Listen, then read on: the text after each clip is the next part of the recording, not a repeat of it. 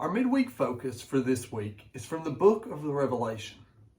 We're going to begin a weekly series walking through the Revelation each week. We begin in Revelation 1:13. The Apostle John receives a prophetic vision telling him to write everything that he is about to see and to share it with other believers.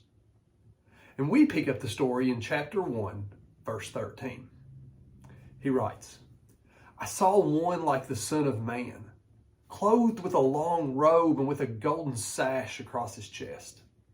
His head and his hair were white as wool, white as snow. His eyes were like the flames of a fire. His feet were like burnished bronze refined in a furnace, and his voice was like the sound of many waters. In his right hand he held 7 stars, and from his mouth came a sharp 2-edged sword. His face was like the sun shining with full force. When I saw him, I fell at his feet as though dead. But he placed his right hand on me and said, Do not be afraid. I am the first and the last, and the living one. I was dead, and see, I am alive forever and ever. And I have the keys of death and of Hades. Now write what you have seen, what is and what is to take place after this.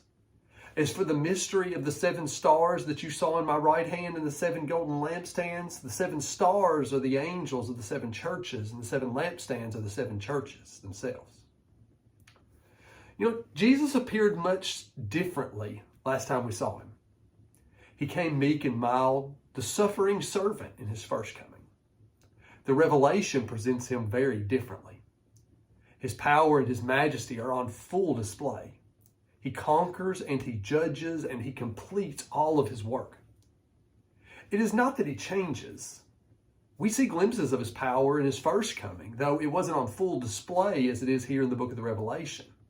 He was always omnipotent and majestic, and he is still merciful and gracious. It is simply that different characteristics of Jesus were highlighted in his first coming than those displayed in the Revelation.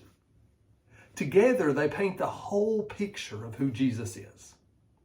So praise and worship and follow him, the suffering servant, who died for our sins, mild and meek, and healed our wounds, and the mighty conqueror, who judges all and bears his wrath. He is our God and our King. Have a great week. Love God, love others, and worship Jesus.